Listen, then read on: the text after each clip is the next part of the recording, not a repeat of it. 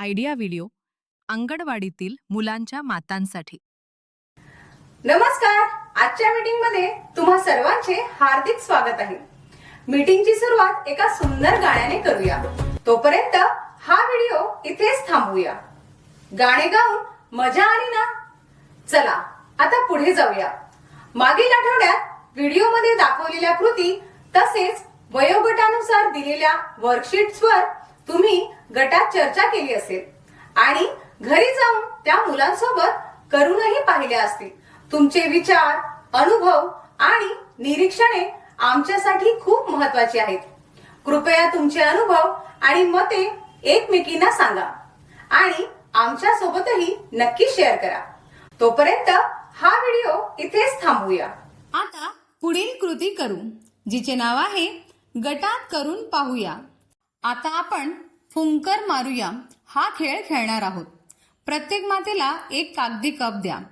Cup उलटा ठेवून फक्त फुंकर मारत तो ठेवलेल्या रेषेपर्यंत पुढे न्यायचा आहे. कपाला हाताने स्पर्श करायचा नाही. जी माता सर्वात आधी कप रेषेपर्यंत पोहोचवेल ती विजेती ठरेल.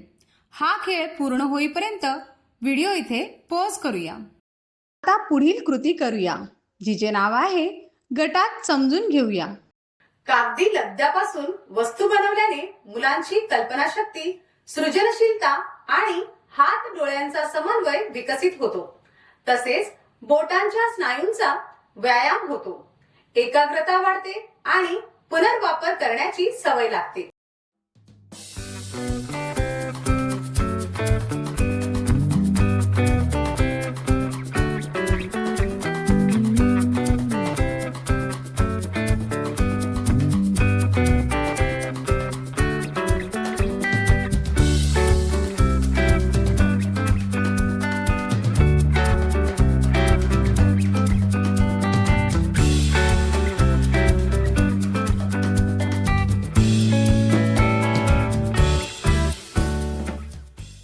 या व्हिडिओचा तुम्हाला कसा फायदा होऊ शकतो हे सर्व मातांनी एक एक करून गटात सांगा.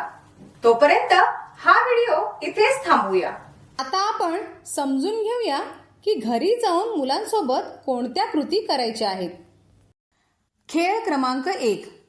कुटुंबातील सदस्यांनी आपापली भूमिका बदलून मजेदार संवाद एकमेकांशी करत मजेत वेळ घालवा. उदाहरणार्थ, आई आजी बनेल, वडील आजोबा बनतील. खेळ क्रमांक 2. घरातील ताट, वाटी, चमचा, घंटी यांच्या मदतीने वेगवेगळा आवाज काढण्यास सांगा. चला आता वर्कशीट मध्ये काय आहे बघूया.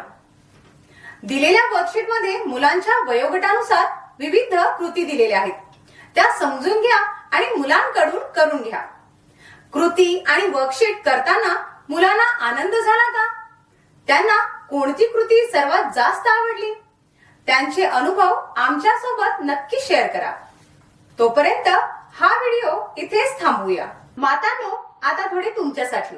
आपत्कालीन परिस्थितीत योग्य वेळी मदत मिळणे अत्यंत महत्त्वाचे असते.